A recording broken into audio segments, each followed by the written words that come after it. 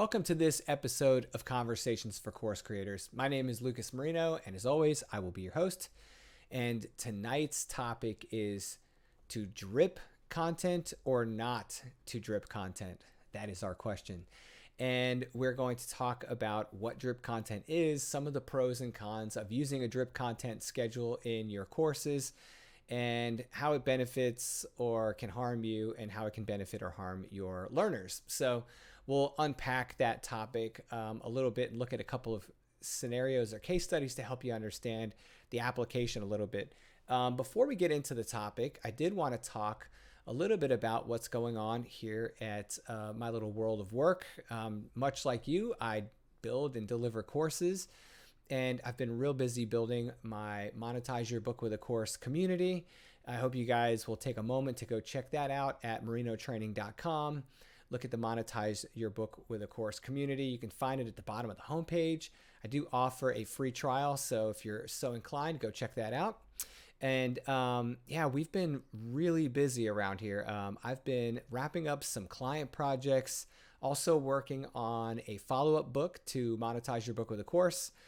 This next book is titled Course Pricing Strategies. And so I know a lot of people that have been asking me, when's that book going to come out? And I'm happy to be able to share a September 18th launch date with you guys. So on September 18th, 2023, Course Pricing Strategies will be published. And I've got quite a bit to say in that book about the single most subjective topic in building online courses in my little world, and that would be pricing your course. So more to come on that later. I just wanted to kind of share that good news with you guys. September 18th, launch date for Course Pricing Strategies book.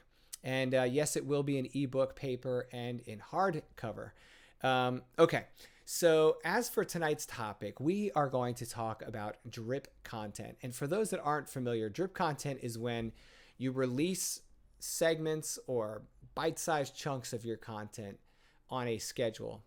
So if you have a drip content schedule for a course, when your student buys your course and enrolls and begins your course, they do not have access to all of the information, all of the course material on day one. Normally, with a drip schedule, you release segments of the content every day or every week or every month based on the type of program that you're using. I recommend this approach for people that are running cohort-based guided programs.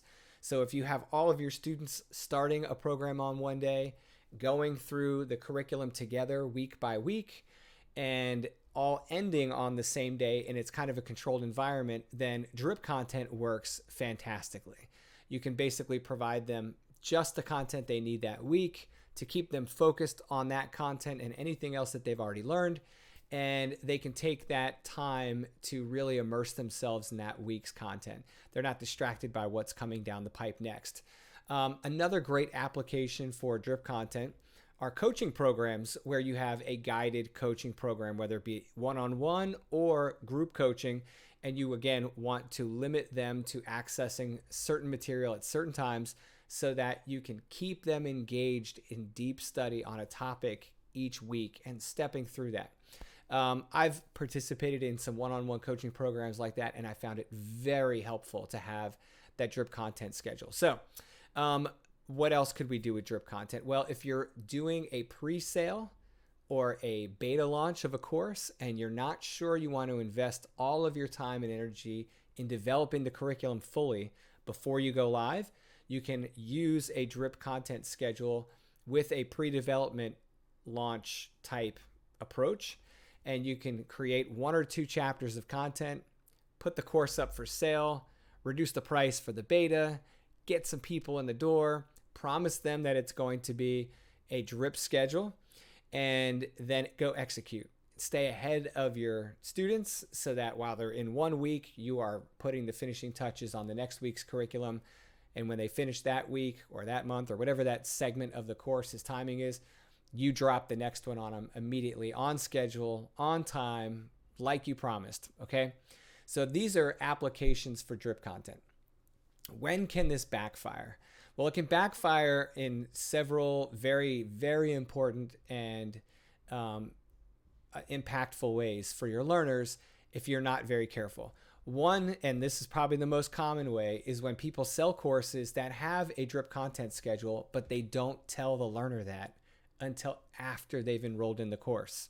And so your learners find out about your course, they're excited, they give you their hard-earned money to enter your program, they get in the program, and all of a sudden they realize, oh wait, this is a paced program on a drip content schedule, and I don't have access to all the material right now. And that can really be problematic for some learners. You may be going, well, what's the big deal? Well, put yourself in their shoes for a moment. Some people have very tight opportunities for completing your course material, or they have the availability to do it right now and they want to try and run through it all in very short order.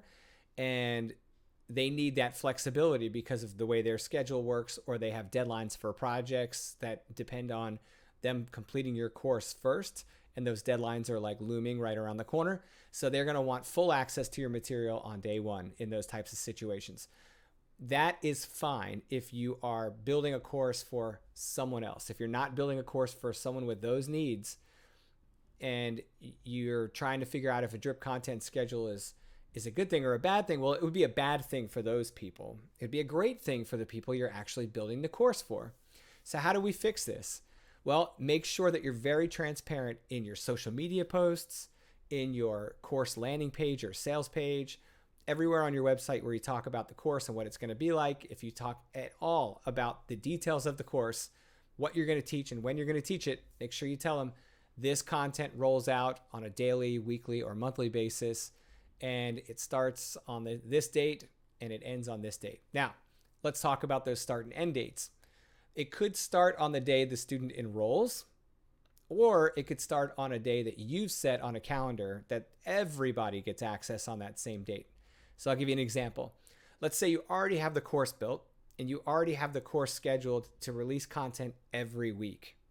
I join your course. I get access on the day I enroll to the first batch of drip content. I'll get my second batch a week later. Okay?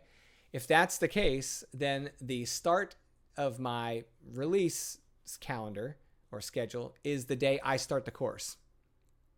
Okay? Not some other date on a calendar. It's whenever I buy and start your course, that's when my drip content schedule starts. And every week after I join, I'll get a new batch of content. Okay? So that's if you set the trigger for releasing content on the day the student enrolls in the course.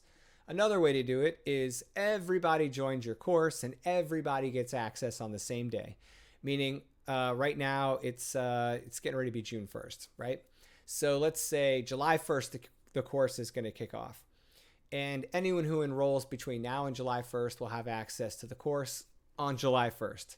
And on July 1st, the clock starts, the schedule starts for weekly drip content. And we all get drip the first week. Then we get drip the second week of July. Then we get drip the third batch on the third week of July, and so on and so forth. So you can see that there's several ways you can set the drip schedule. Now, some systems allow you to take this even one step further. And it starts the drip content either on the day they buy the course and enroll in it, or on the day they actually open and start the course. And it starts their drip content clock on that date. Because I could buy your course, not touch it for a month, then start the class, then my calendar starts. So if your head's kind of reeling a little bit and you're like, man, I don't know, or you're completely familiar with this and you're like, yeah, got it, great, check, that's great, then cool, right? Like, I want you to understand that this is not something that everybody does, but it's something that is very valuable to the people that do use drip content. I've used drip content in some programs, and I've intentionally not used it in others. So let's talk about other cases when I've intentionally not used it. I have a course called Learn Thinkific, and it's about demonstrating and teaching all of the different segments of and all the processes, functions, and features in the Thinkific learning management system, which is where I host all my classes. Well, that's a very, very big course as far as like the material, because it's kind of like a reference course, right? And all of the videos in that course are me demonstrating, navigating the software and showing people how to do things in Thinkific, in the system. You're watching my screen the whole time. It's not video of me talking like this. And it would make no sense for me to set that course on a drip schedule, because people may join that course and they need to know this thing today and they need to know this other thing about Thinkific tomorrow. How do I know whether they need all that information in bits and pieces? Well, I use a logic-based approach to this. Is it logical for me to hold back material from them? And if the answer is no, and I'm not doing a pre-launch, this is like a fully developed course, then why do a drip schedule? I'm not going to punish my or keep my learner back by restricting their access to the materials that they've already purchased just because I can do a drip schedule and I think it's the best thing for them. So if I do have a course where I think it's good for students to take their time, but I don't want to limit their access, then I just provide them with a recommended schedule for completing the course. You could say, look, on day one, you have all the access in the world to this course. However, I think it's great if people do the course lessons in this order and on this schedule. Give yourself this much time with each lesson. Here's a calendar to use. And it's already pre-filled, like week 1, do these lessons. Week 2, do these lessons. Week 3, do these lessons. And you give them kind of like a pre-structured program. Where else have you seen this? Exercise programs, right? Like home exercise programs are very well known for this because they provide you with the videos, they provide you with access to all of the guidance, and then they give you a schedule that they want you to stick to, right? Do this exercise this day, do this workout that day, that kind of thing. So drip content can be very helpful. It can also be a little detrimental if you don't manage it properly. Okay, so we've talked about when you should mention the drip schedule to your learners. We've talked about good reasons to have it. We've talked about reasons not to have a drip schedule. If you join my Monetize Your Book with a Course program, there is no drip schedule, although I did have a drip schedule when I created it.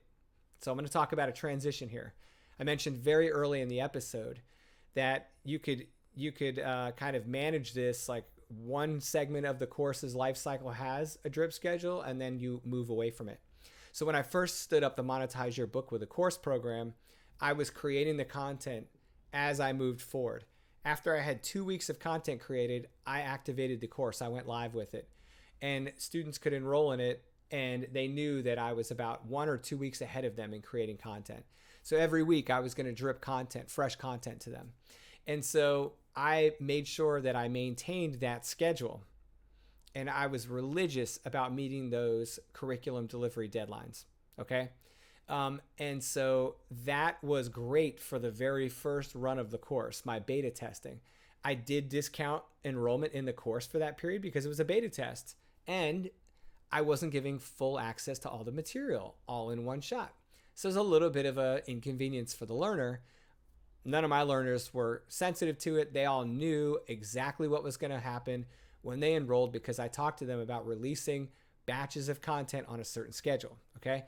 So that was great for them. It was great for me. I got paid to create the course that I was already going to create. I got the money a little earlier. They got to experience the curriculum earlier. I got great feedback from that group. Then I was able to incorporate that feedback into a revision of the material, then go live with the course, got rid of the drip schedule, and just gave open access to the course now that it was fully developed. So on a certain date, the course went live for a beta. That was on a drip schedule. Once that drip schedule was over, I made revisions to the course based on feedback from the first round of learners, then went live with no drip schedule.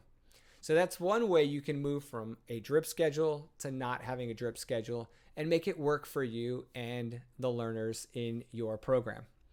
Okay, guys, that is the topic for tonight. There is a lot to unpack there. Drip schedules can be very simple. They can be very effective. They can be very helpful. You just got to make sure you manage them responsibly. All right, before I take off, I just wanted to thank everybody for tuning in, subscribing, staying engaged. I would love to hear from you guys. Shoot me an email at lucas@marinotraining.com. Connect with me on LinkedIn, Facebook, YouTube, all the places. Make sure you subscribe and follow the podcast in all the places. We host on, I've had actually a couple people ask me which software we use for this. It was called Anchor. I was producing the podcast on Anchor, But Spotify has been shifting the Anchor platform more toward a Spotify-centric platform. And they're now calling it, I think it's Podcast for Spotify or Spotify for Podcasters, one of the two.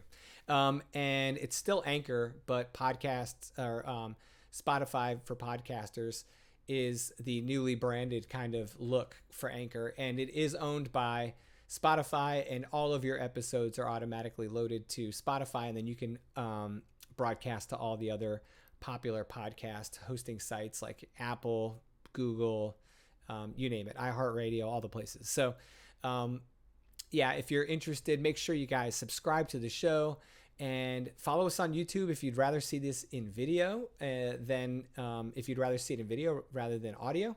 And I have most of the current episodes are in video format in addition to the audio format. So go check it out. I also have tons of lessons on the YouTube channel related to the Learn Thinkific course and a few from my Monetize Your Book with a Course and Build Your Online Course programs. So go check those out. Make sure you visit me at marinotraining.com, and I'll see you guys in the next episode.